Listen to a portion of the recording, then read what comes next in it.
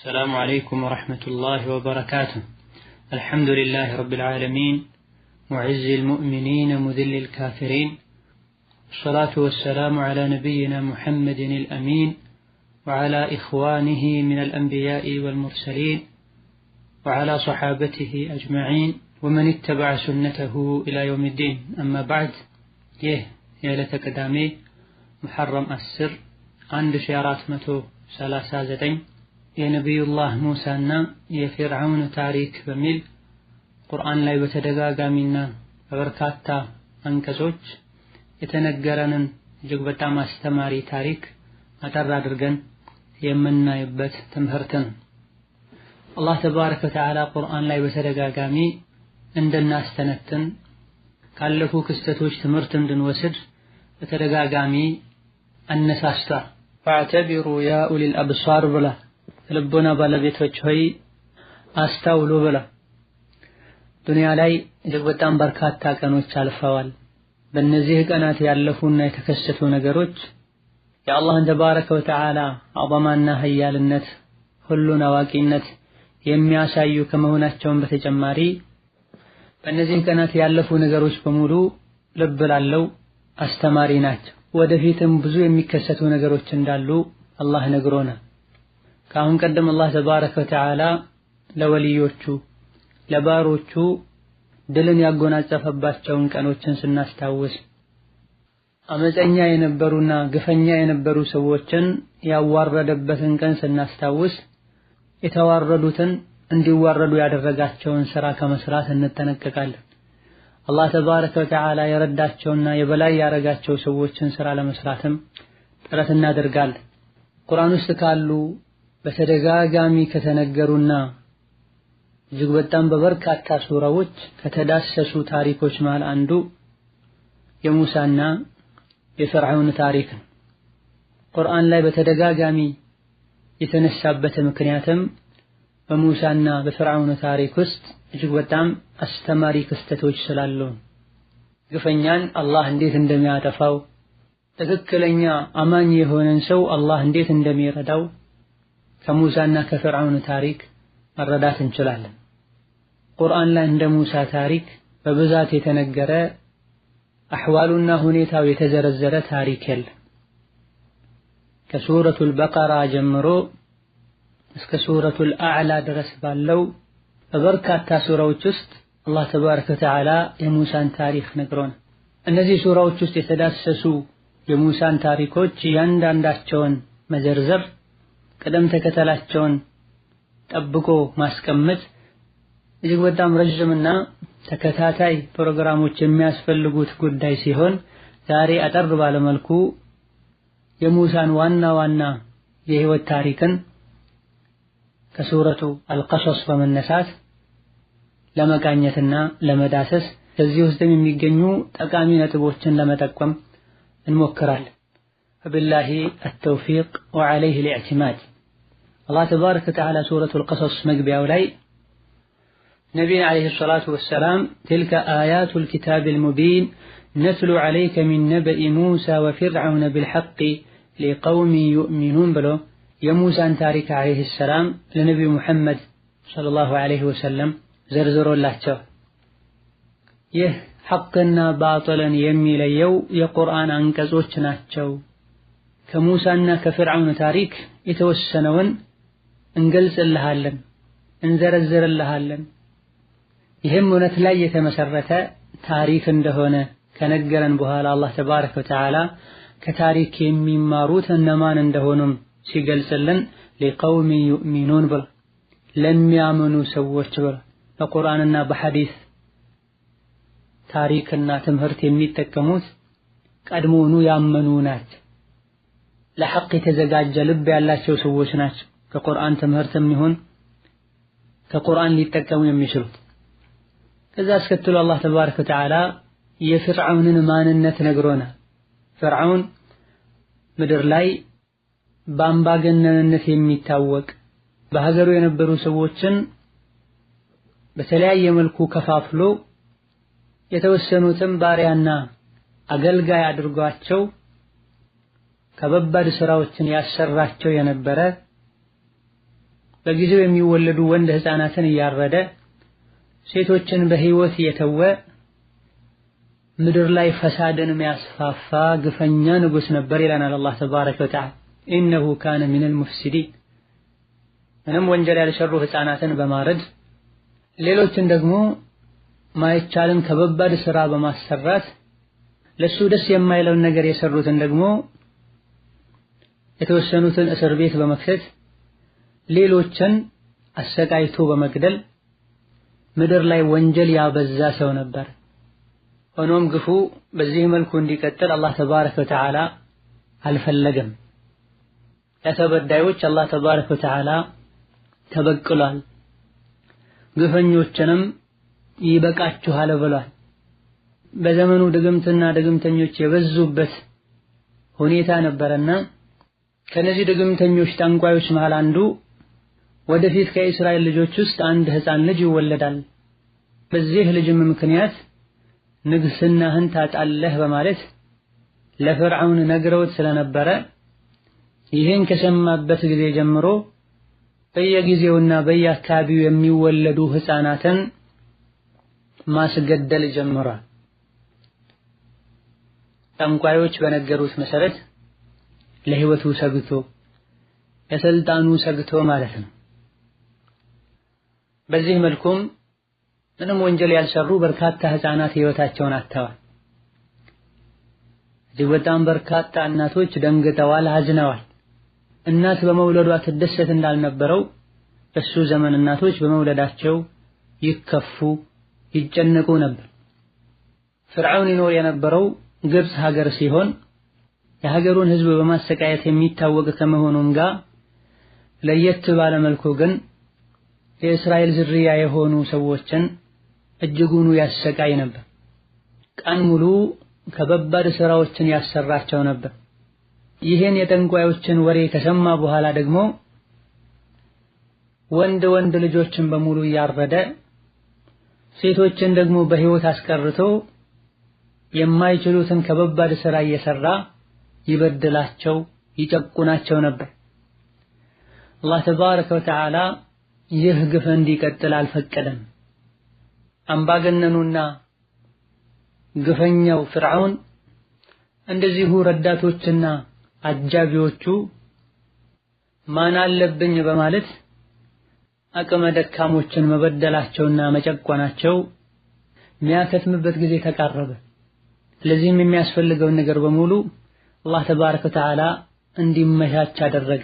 ፍርዓውንና ረዳቶቹ ባያውቁም ይህንንም አላህ ተባረከ ወተዓላ ወኑሪዱ አን ነሙነ ዐለ አለዚነ እስተድዒፉ ፊል አርድ ወነጅዐለሁም አልዋሪሲን ወኑመኪነ ለሁም ፊል አርድ ወኑሪየ ፊርዐውነ ወሃማነ ወጁኑደሁማ ሚንሁም ማ ካኑ የሕዘሩን ብሏል።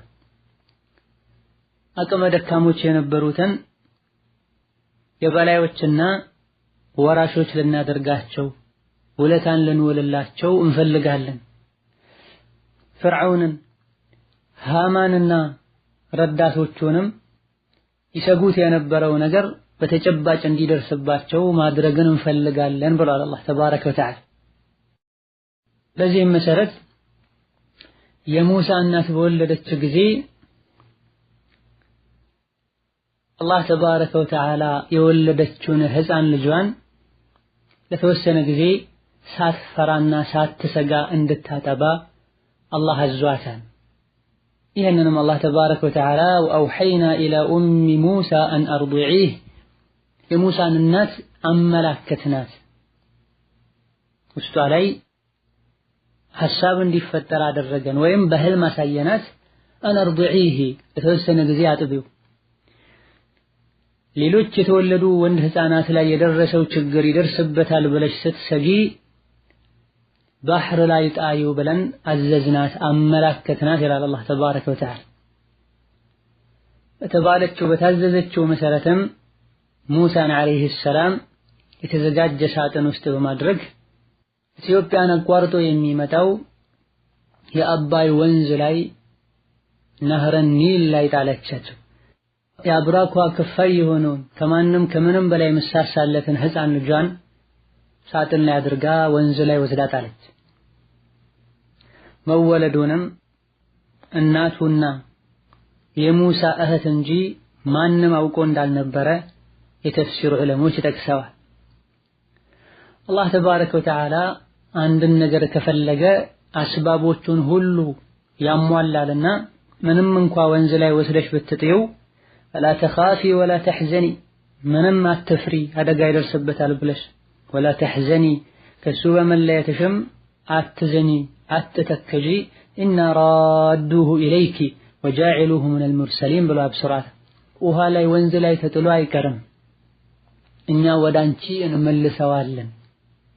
መመለስ ብቻም አይደለም ከአንቺ አልፎ ለሀገሩ ህዝቦች በሙሉ የሚሆን ረሱል መልእክተኛም እናደርገዋለን ብሎ አላህ ተባረከ ወተዓላ የሙሳን እናት አብስሯል። ወደ አንቺ መልሰዋለሁ ብሎ አላህ ቃል ገብቶላት የሙሳ እናት በታዘዘችው መሰረት ሌሊት ላይ ወስዳ ውሃ ላይ ጥላለች። ይህ ሙሳን የያዘው ሳጥንም የፍርዓውን አጃቢዎች ጠባቂዎች ወዳሉበት አካባቢ የባህሩ ማዕበል ይዞት ይመጣል። ምን እንደሆነ ግራ በመጋባት ሳጥኑን ይዘው ወደ ፍርዓውን ይመጣሉ።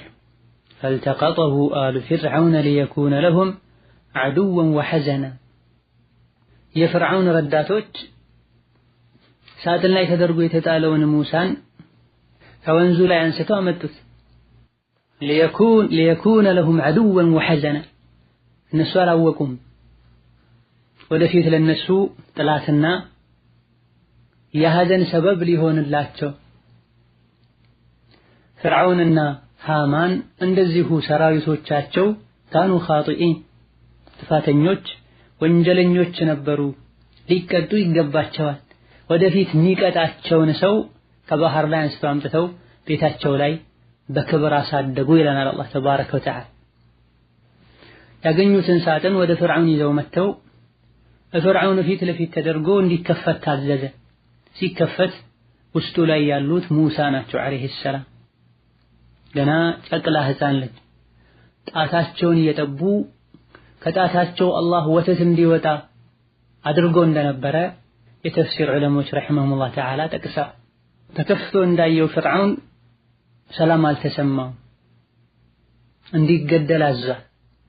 ወላኪን አላህ ተባረከ ወተዓላ የቀደረው ነገር ከመሆን አይቀርምና ከግድያ እንዲድኑ አላህ አድርጓል።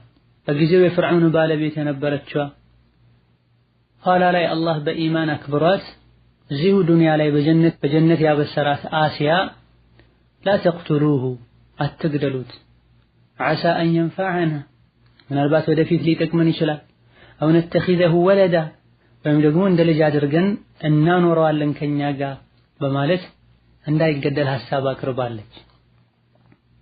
ይህ ሐሳብም ተቀባይነት እንዲያገኝ አላህ አድርጓል። ፍርዓውን ባሏ እንዲገደል የፈለገ እሷ አይገደልም ብላ ህይወቱ እንድትተርፍ አድርጋለች። ያኔ የሱ ህይወት ዱንያ ላይ እንድትተርፍ ሰበብ እንደሆነችው ኋላ ላይ የሷ የአሲያ ህይወት አኺራ ላይ እንዲተርፍ በአላህ በማመን በመልእክተኛው በማመን የአኺራን ዘላለማዊ ህይወትን ሙሳ ሰበብ ሆነዋታል። ትክክለኛውን ኢማን አምናለች። በማመኗ ምክንያትም ፍርዓውን ሲያሰቃያት رب ابن لي عندك بيتا في الجنة ونجني من فرعون وعمله ونجني من القوم الظالمين بلا دعاء درقالج በዚህ ጥያቄዋ መሰረትም አላህ ተባረከ ወተዓላ ገና ዱንያ ላይ ያለች የአኺራ የጀነት ቤቷን እንድታይ አላህ አድርጓታል። ጣረ ሞት ላይ ያሰቃዩት እየሳቀች እንደሞተች ተነግሯል። ጠንቋዮች በነገሩት መሰረት ህይወትህ በሱ ሰበብ ያበቃል የተባለን ህፃን ለመግደል ብሎ በጊዜው የተወለዱ ህፃናትን ሲጨፈጭፍ እንዳልነበረው ወደፊት ፍርዓውን እንዲጠፋ ሰበብ የሚሆነውን ከሱ ሽሽት ስንት ህፃናትን ይገድል የነበረውን ልጅ ቤቱ እንዲገባ አላህ አድርጓል። አሲያ ባለችው መሰረትም እዛ ቤት እንዲያድግ ተደርጓል። ገና ጨቅላ ህፃን እንደመሆኑ መጠን ጡት የሚያጠባውን ሰው ፍለጋ ወደ ገበያ ሄደዋል። ተቀጥረው የተከፈላቸው የሚያጠቡ ሰዎችን ፍለጋ። በሌላ በኩል የሙሳ እናት እስቲ የወንድምሽን ሁኔታ ተከታታይ በማለት እህቱን ልካ ስለነበረ የፍርዓውን አጃቢዎችና ጠባቂዎች ከቤተ መንግስቱ ተልከው ሙሳን ይዘው ወደ ገበያ ወጥተው ጡት የምታጠባን እናት ያማረጡና እየፈለጉ ሳለ የሙሳ እህት ደርሳለች። በዚህ መሃል የሙሳ የእናታቸው ሁኔታ ምን ይመስል እንደነበረ አላህ ሲነግረን وأصبح فؤاد أم موسى فارغا إن كادت لتبدي به لولا أن ربطنا على قلبها لتكون من المؤمنين بلونا ልጇን ሳጥን ላይ አድርጋ ወንዝ ወስዳ ከጣለችበት ጊዜ ጀምሮ የሙሳ እናት ቀልብ ባዶ ሆነ ስለ ሙሳ ከማሰብ ውጪ ይለናል አላህ ተባረከ ወተዓላ። መጨረሻ ላይ የፍርዓውን ረዳቶች አገኝተው ካመጡትና ክስተቱን ከሰማች በኋላ ካደት ሊቱብዲ ቢሂ ለውላ አረበጥና ዐላ ቀልቢሃ በጣም ከመጨነቋ የመጣ የኔ ልጅ ነው ልትል ሁሉ ደረሰች። ልቧን ባናረጋጋው ይላል አላህ ተባረከ ወተዓላ። በዛ ሰዓት ላይ የኔ ልጅ ነው ማለቷ ምን እንደሚያስከትል ይታወቃል። ሌሎች እንደተገደሉት ልጇ ይገደላል። ከወንዝ ላይ ተገኝቶ በመምጣቱ ልዩ ፍጡር ተደርጎ ተወስዶ ነው ፍርዓውን ቤት ክብካቤ የተደረገለት ያለው ጡት አጥቢ የተፈለገለት ያለው። እህቱን ሄደሽ እስቲ ስለሱ ተከታታይ ባለቻት መሰረት እህት ወጣ ባለችበት ከርቀት እየተከታተለች فبصرت به عن جنب وهم لا يشعرون የፍርዓውን ረዳቶች ሳያቁ የሙሳ እህት ከርቀት ሙሳን ተመለከተቻቸው። وهم لا يشعرون ሙሳን የያዙ የፍርዓውን ጠባቂዎች እህቱ እንደሆነች አያቁም፣ እየተከታተለች እንደሆነም አያቁም ይላል አላህ ተባረከ ወተዓላ። አላህ በሕክማውና በጥበቡ ለሙሳ እናት የገባውን ቃልም ተግባራዊ ለማድረግ ሙሳ የማንንም ጡት አልጠባም እንዲሉ አላህ አድርጓል። የተለያዩ ጡት የሚያጠቡ እናቶች ቀርበው ቢሞከርም የማንንም ጡት መጥባት አሻፈረኝ ብለዋል። يفعل ما يشاء تبارك وتعالى። ይህንንም አላህ ሲነግረን وحرمنا عليه المراضع من قبل ከእናቱ በፊት የማንንም ጡት እንዳይጠባ አደረገን ይላል አላህ ተባረከ ወተዓላ። ሙሳን የያዙ ሰዎች ተጨንቀው ከአንዲት ሴት ወደ ሌላ ሴት ሲያዟዟሩትና ሰው ሲያማርጡለት ባየች ጊዜ የሙሳ እህት قالت هل أدلكم على أهل بيت يكفلونه لكم وهم له ناصحون ጊዜውን ጠብቃ ተቀባይነት ያገኛል ሐሳብ ያለችበት ሰዓት ላይ ተናገረች። ካከዳ አስተዋይ የሆነች ሴት በስለት ያላት ሴት መቼ መናገር እንዳለባት ሐሳቧን በምን መልኩ መግለጽ እንዳለባት ከዚህ ትምህርት እንወስዳለን። እንደደረሰች ሮጣ አላወራችም፣ አቋለሁ እኔ አላለችም፣ ነገሩን አላበላሸችም። በል ታግሳ ሶብር አድርጋ ጠበቀች። በጣም ተጨንቀው ወዲያ ወዲህ ሲያደርጉ ከአንዷ ሴት ወደ ሌላኛዋ ሴት ሲወስዱ ባየች ጊዜ ለሱ ማዘናቸውን መጨነቃቸውን ስታይ አሁን በናገር ይሰሙኛል በማለት هل أدلكم ማለት ያውም በጥያቄ መልኩ አምጡት እኔ ላጥባላችሁ እኛ ጋር ሌላ ራስ አለች አላለች። هل أدلكم على أهل بيت يكفلونه لكم ይሄን ህፃን ልጅ ተንከባክበው ኃላፊነቱን ወስደው የሚያሳድጉላችሁ ወደ ሆኑ ቤተሰቦች ልጠቁማችሁን አለች። እንዳትጠረጠር ራሷን ገለል አድርጋ ማለት ነው። وهم له ناصحون አለች። ያውም እነሱ ለሱ የሚችሉትን ሁሉ መልካም ነገር የሚያደርጉ የሆኑ ቤተሰቦች ናቸው፣ ደግ ሰዎች ናቸው አለቻቸው። አዎን አሉ፣ ተስማሙ። ሙሳ ከእናታቸው ጋር ተገናኙ። እናታቸውን ጡት ሲያገኙ ወዲያውኑ ጠቡ። የእስካሁን ሴቶችን ጡት እምቢ ብሎ እንዴት የዚህችን ሴት ጡት ጠባ የሚል ጥያቄም እንደተነሳ የተፍሲር ዑለሞች ጠቅሰዋል። የሙሳ እናት አላህ አመላክቷት ጥሩ ሽታ እንዳላት ጡቷ ለየት ያለ ወተት እንዳለው መልስ እንድትሰጥ አድርጓል ተባረከ ወተዓላ። ፍዕለን የእናት ሽታ ከሌሎች ለየት ይላል። እናት የልጇ ሽታ ከሌሎች ልጆች ለየት እንደሚልባት ሁሉ فرددناه إلى أمه كي تقر عينها ولا تحزن ولتعلم أن وعد الله حق ولكن أكثرهم لا يعلمون ብሎናል አላህ ተባረከ ወተዓላ። ወደ እናቱ መለስ ነው። ይሄ የአላህ ሉጥፍ ነው፣ የአላህ ረሕመት ነው። የሌሎችን ጡት እንዳይጠባ አደረገ። እህትየው ጥሩ ሐሳብ ሰጥታ ሰዎች እንዲቀበሏት አደረገ። ሙሳም ወደ እናታቸው ተመለሱ። ሊማዛ ከይ ተቀረ ዐይኑሃ ከሙሳ በመገናኘት አይኗ ያርፍ ይረካ ዘንድ ወላ ተሕዘን ሐዘኗም ይቀር ዘንድ ወሊተዕለመ አነ ወዕደላሂ ሐቁን ወላኪነ አክተረሁም ላ ያዕለም የአላህ ቃልም እውነት እንደሆነ ታቅ ዘንድ ወላኪነ አክተረሁም ላ ያዕለሙን ነገር ግን ቦታው ላይ የነበሩ አብዛኞቹ አያቁም አላህ ቃል እንደገበላት ልጁ የሷ እንደሆነ ጡት የሚያጠቡና የሚያሳድጉ ሰዎችን ለጠቁማችሁ ያለችው የሙሳ እህት እንደሆነች አብዛኞቹ አያቁም። አላህ ግን ያውቃል ተባረከ ወተዓላ ቃሉን ሞላ። ሙሳ ወደ እናታቸው ተመለሱ።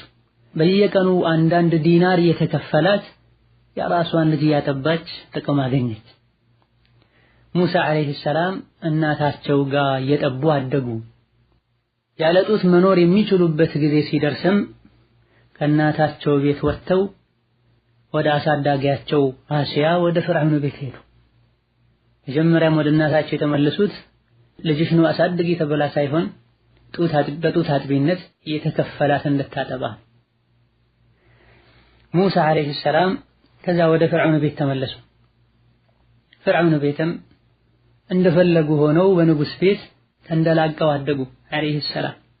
ሌሎች ህፃናት ጠንቋዮች በተናገሩት መሰረት እየታረዱ እየተገደሉ፣ ፍርዓውን ግን የሚፈራው ነገር እዛው እሱ ቤት ውስጥ ነው ያለው። ጠንቋዮችም ይሁን ፍርዓውን ምንም እንደማያውቁ የሚያሳይ ክስተት ነው። ይህ ነው የምትፈራው ልጅ አንተ ቤት አለ ግደለው አስወግደው ማለት አልቻሉ። ድሮም ሸይጣን አንዲትን የሆነች ጭላንጭል ይዞ መጥቶ ከሷ ጋር 99 ነገር ጨማምሮ ጠንቋይ ያወራል እንጂ ጠንቋይ የገይብን አውቆ የሚሆነውን ነገር በሙሉ ተረድቶ አይደለም። ህፃን ሆነው ፍርዓውን ቤት በሚኖሩበት ጊዜም ቢሆን ፍርዓውን ሙሉ በሙሉ ደስተኛ እንዳልነበረ እንደው ይህ ልጅ ያለ በየጊዜው ያወራ እንደነበረ የተፍሲር ሊቃውንት ተጠቅሰዋል። ሙሳ አድገው ለአካለ መጠን ደርሰው ኃላፊነት መሸከም የሚደርሱበት ወቅት ላይ ኃላፊነት መሸከም የሚችሉበት ወቅት ላይ ሲደርሱ አላህ ተባረከ ወተዓላ ጥበብን ግንዛቤን ሰጥቷቸው አተይናሁ ሑክመን ወዕልመን ወከዛሊከ ነጅዚል ሙሕሲኒን ብሎናል አላህ ተባረከ ወተዓላ። በዚህ መሃል ሙሳ አለይሂ ሰላም የሆነ ወቅት ላይ ከተማ ውስጥ ሁለት ሰዎች ሲጣሉ ያያሉ። አንደኛው እንደ ሙሳ የእስራኤል ዝርያ ነው። ሌላኛው የንጉሱ የፍርዓውን ጎሳ ነው፣ የግብጽ ሰው ነው። የእስራኤል ዝርያ የሆነው ሰው ሙሳን ሲያያቸው አራግዘኝ ገላግለኝ ይላቸዋል።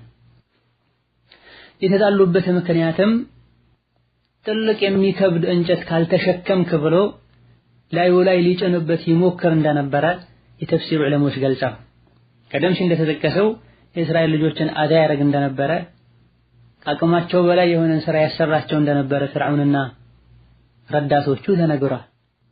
እዚህም ጋር የጸባቸው መንስኤ የእስራኤል ዝርያ የሆነው ሰው ላይ እንደ እንስሳ እንደ አህያ ከባድ የሆነን እንጨት ላዩ ላይ መጫንን ፈልጎ ስለነበረ ዓላማ ዘከረሁ አህሉ ተፍሲር። ይህ እጭንብሃለሁ ያለ ሌላኛው አልሸከመም አትጭንብኝም ያለ ሲጣሉ ሙሳ ደርሰዋል። ገላግለኝ ብሎ ጥሪ ሲያቀርብላቸው የእሳቸው ጎሳ የሆነው ግለሰብ ሙሳ ሲገቡ አንተ ላይ እንዳልጭነው ይላቸዋል። ይህን ሙሳ አለይሂ ሰላም ለመገላገልም የተበደለውን አካል ለመርዳትም ግፈኛውን አደብ ለማስያዝም በተናገራቸው ንግግር ተናደውም ግለሰቡን በቦክስ ይሉታል። ይህኔ ሰውየው ተዘርሮ ይሞታል። ሙሳም ወዲያው ተጸጽተው ቃለ ሃዛ ሚን ዐመል ሸይጣን ኢነሁ ዐዱውን ሙዲሉን ሙቢን ይላል። ግለሰቡን መግደሌ የሸይጣን ስራ ነው፣ አሳስቶኛል፣ ሸይጣን ጥላትነቱ ግልጽ የሆነ ጠላት ነው ብለው ቃለ ረቢ ኢኒ ظለምቱ ነፍሲ ፈግፊር ሊ ይላል። ጌታዬ ሆይ ራሴን በድያለሁ ማረኝ ብለው ጌታቸውን ምህረት ይጠይቃል። አላህም ተባረከ ወተዓላ ፈገፈረ ለህ ወዲያው ምሯቸው ነው፣ መሃሪ አዛኝ የሆነ ጌታ ነው።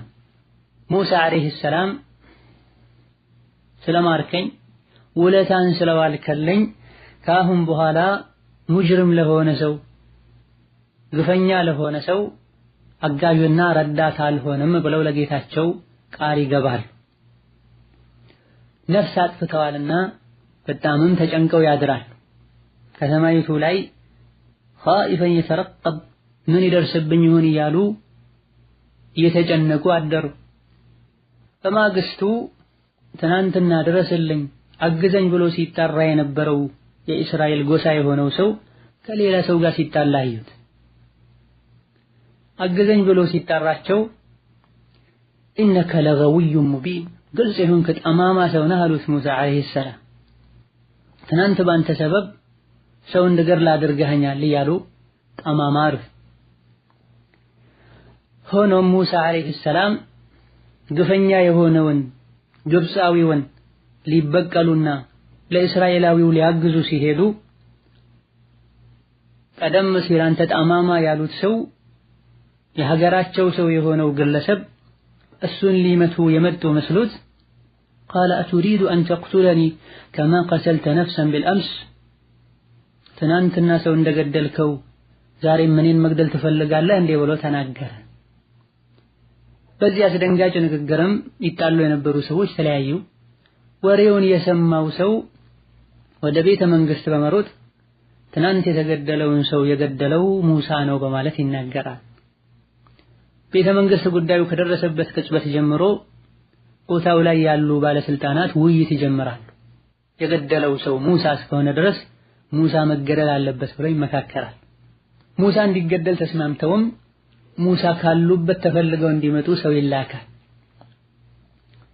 ይሄን ውሳኔ የሰማ አንድ ግለሰብ በሌላ አቋራጭ መንገድ ፈጥኖ ወደ ሙሳ በመምጣት ሙሳ ሆይ ከዚህ ሀገር ውጣ፣ ባለስልጣናት ባንተ ዙሪያ እየመከሩ ነው፣ ሊገድሉህ ነው፣ ውጣ፣ እኔ ላንተ በጎን ማሰብ ሰው ነኝ ይላቸዋል።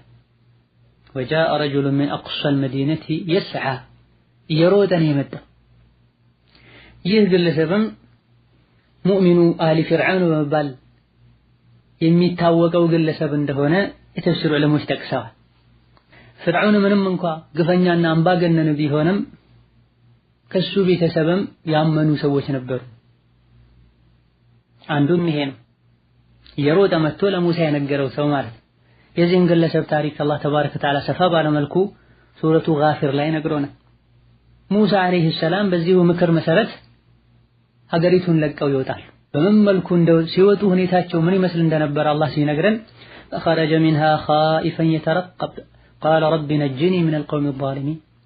ሙሳ አለይሂ ሰላም ከሀገሪቱ ወጣ ኻኢፈን እየፈራና እየተጨነቀ ያለ የተረቀብ ደግሞም እየተደባበቁ ምን ይደርስብኛል ቤት በኩል ደርሰው ይዙኛል ብለው እየፈሩ እንደዚሁ ደግሞ የተረቀብ የአላህን ፈረጅና የአላህን ፈረጅም የተጠባበቁ ሀገሪቱን ለቀው ወጡ።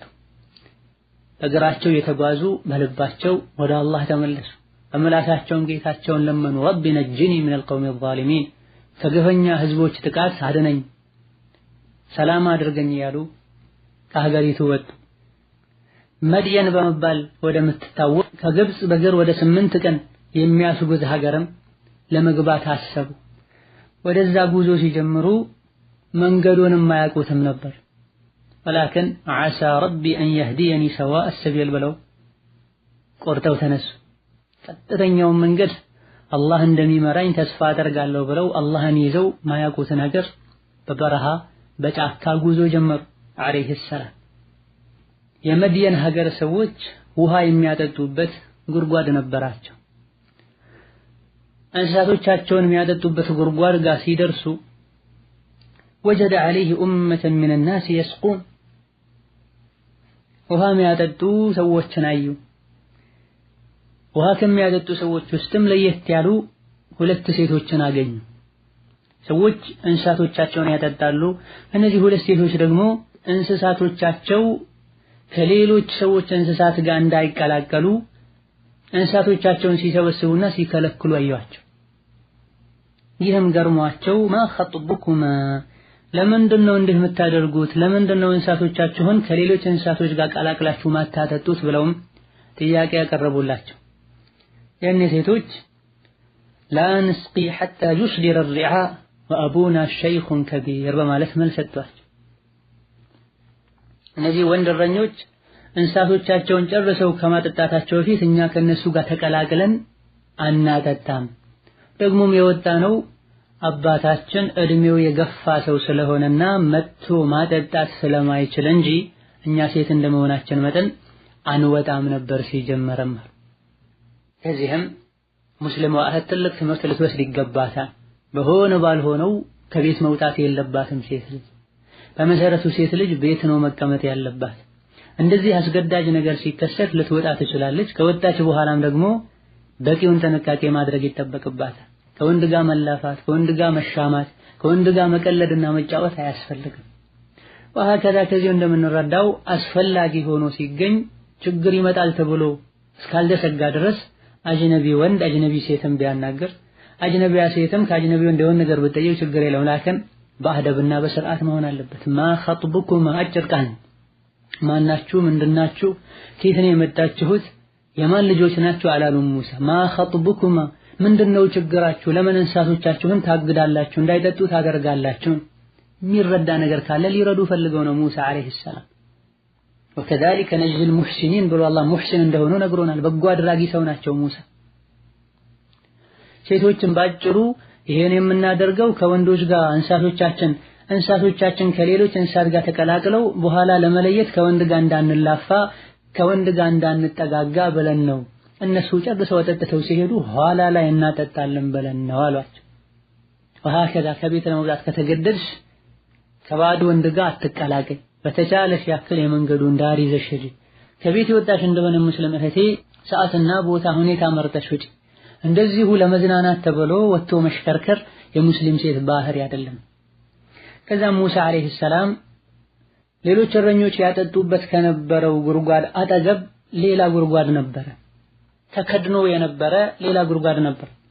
የጉድጓዱን ክዳን ለብቻቸው በማንሳት እንስሳቶቻቸውን አጠጡላቸው። በጊዜም ወደ ቤት ተመለሱ። የጉድጓዱን ክዳን ሌላ ጊዜ ብዙ ወንዶች ተሰብስበው እንጂ ለብቻቸው አንድ ግለሰብ ብቻ እንደማያነሳው ሰዎች ያውቃሉ። ሙሳ ግን አላህ በሰጣቸው ቁዋ ለብቻቸው አንስተውት አጠጡላቸውና ወደ ጥግ ሄደው ወደ አንዲት ዛፍ ጥላ ስር ሄደው አረፉ። በጣም ርቧቸውም ደክሟቸውም ነበር። እንስሳቶቻቸውን ለየት ባለ መልኩ ሙሳ ያጠጡላቸው ሁለት ሴት ልጆች እንስሳቶቻቸውን የነዱ ወደ ቤት ሄዱ። ሌላ ጊዜ ይደርሱበት ከነበረው ሰዓት ፈጥነው ቀደም ብለው ወደ ቤት በመድረሳቸውም እድሜያቸው የገፋው አባት ዛሬ እንዴት በጊዜ መጣችሁ ብለው ጠየቁ ይላሉ የተፍሲር ሊቃውንት። ልጆቻቸውም የሆነውን ሁሉ ለአባት ዘረዘሩ። እንግዲያውስ ይሄን ሰው ጥሩት በማለት አባት አዘዙ። ሙሳ አለይሂ ሰላም መልካም ስራቸውን ሰርተው ጥግ ይዘው ቁጭ ብለው ነበር። የሰሩት ለአላህ ብለው ካጠጡላቸው በኋላ የት ነው ቤታችሁ? ደክሞኛል፣ እንግዳ ነኝ፣ የሆነ ነገር አድርጎልኝ አላሉ። የተናገሩት አንዲት ቃል ብቻ ነው። አላህ በነገረን መሰረት ማ ኸጥቡኩማ ችግራችሁ ምንድነው ብቻ። ሴቶችን ብዙ ወሬ አላበዙ። ባለንበት ጊዜ ወንድና ሴት እንደሚቀልዱት እንደሚሳሳቁት ውስጣችን ንጹህ ነው ብለው ወንድምና እህት ከሚሆኑት በላይ ባድ ወንድና ባድ ሴት እንደሚሆኑት አልሆኑም። ሙሳ መልካም ስራቸውን ለአላህ ብለው ከሰሩ በኋላ ጥግ ይዘው ችግራቸውን ለአላህ ነው የተናገሩት። ثم تولى إلى الظل فقال رب إني لما أنزلت إلي من خير فقير ጥግ ላይ ጥላ ላይ ቁጭ ብለው ጌታዬ ሆይ ለምታመጣልኝ ርዝቅ ሁሉ ፈቂር ነኝ ፈልጋለሁ። ተረበው ነበር። አላህ እንዲረዝቃቸው እንዲያበላቸው ዱዓ አደረጉ። ሚን ኸይሪን ማለት ሚን ጣዓምን ተብሎ ተፈሰረ። ምንም አይነት ምግብ ካመጣህልኝ ፈልጋለሁ፣ ረዝቀኛል፣ አላህን ጠይቁ።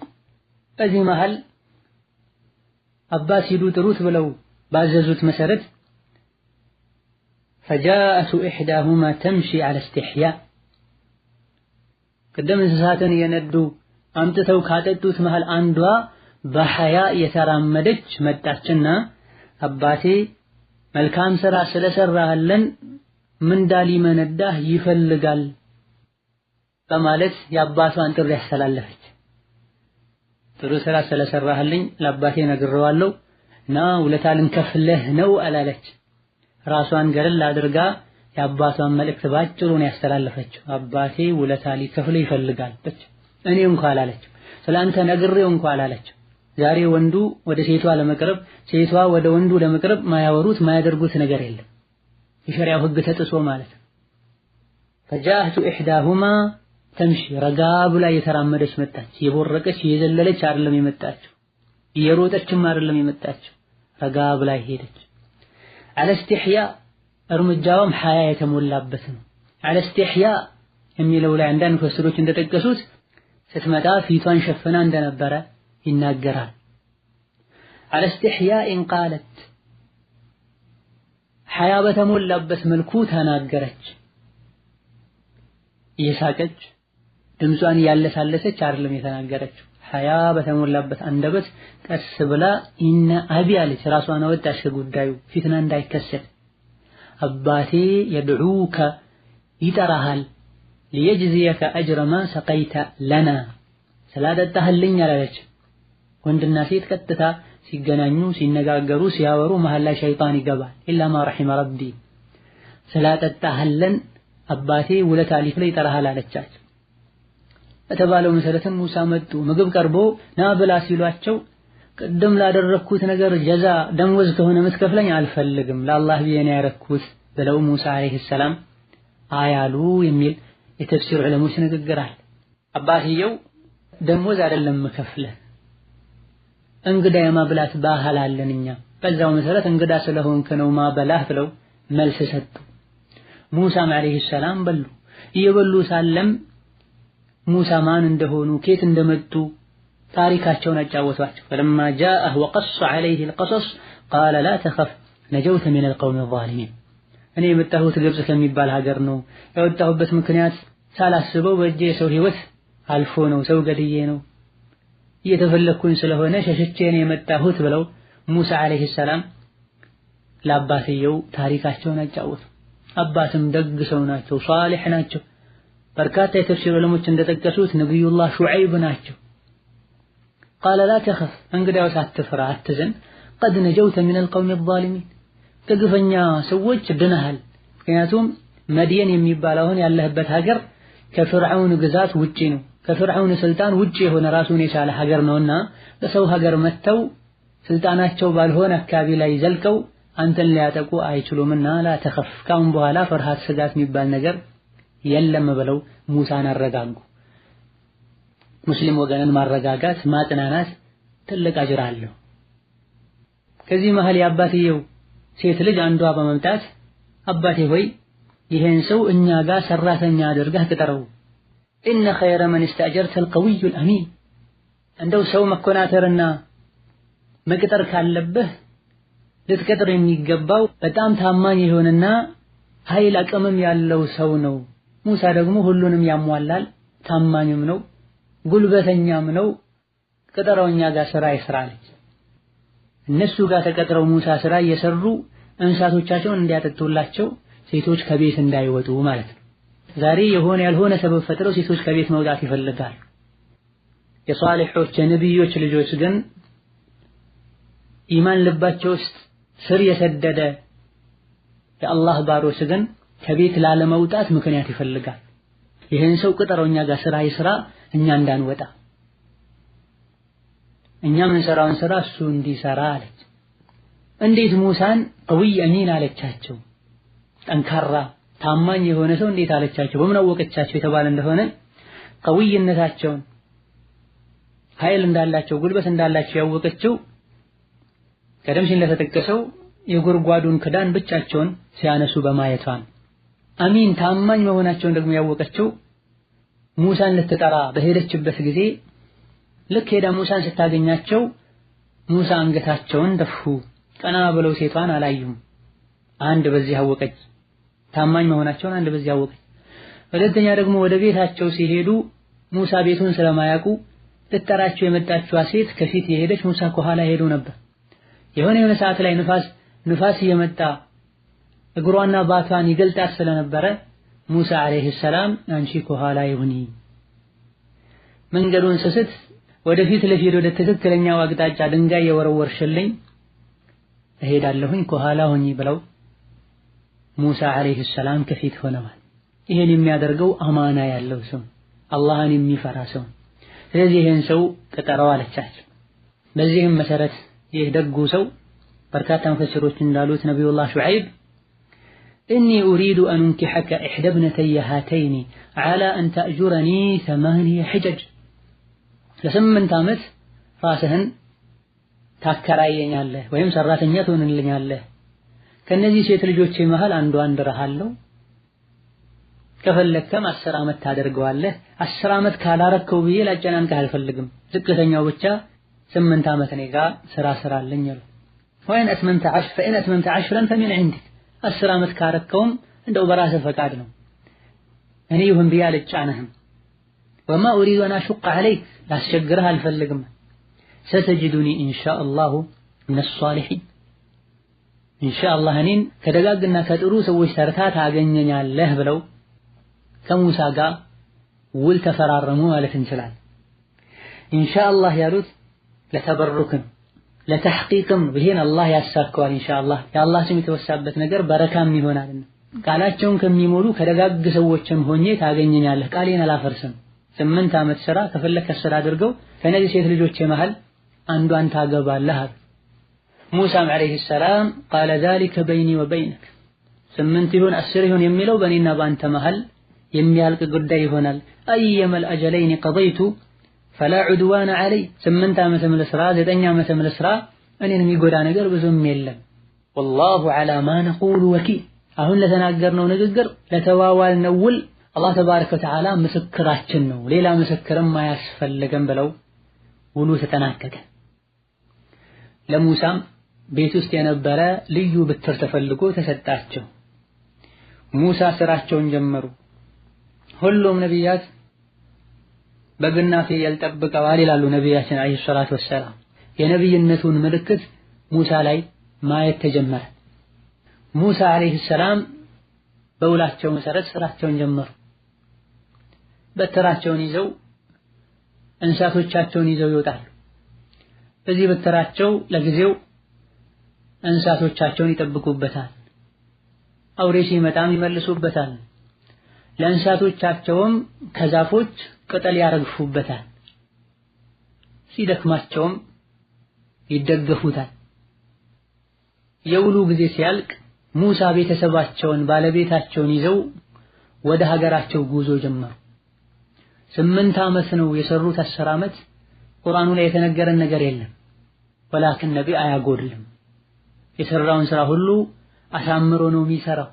ከነቢዩ በተነገረ ሐዲስ መሰረትም 10 ዓመት እንደሰሩ የሚያሳይ ሐዲስ አለ። ከ10 ዓመት ቆይታ በኋላ ስራቸውን አጠናቀው ባለቤታቸውና በግ ይጠብቁባት የነበረችዋን በትራቸውን ይዘው ጉዞ ጀመሩ ወደ ግብጽ።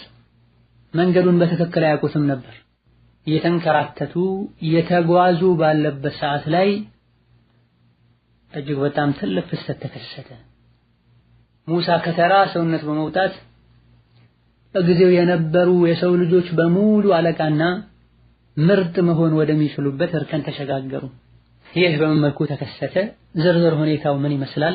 ኢንሻአላህ ተዓላ በቀጣይ ደርስ የምናየው ይሆናል። አላህ ተባረከ ወተዓላ በሰሙት ከሚጠቀሙ ከቁርአን ተምረው ሐላቸውን ከሚቀይሩ ባሮቹ ያድርገን። ወላሁ ተዓላ አዕለም። ወሰላሙ ዐለይኩም ወረሕመቱላሂ ወበረካቱሁ።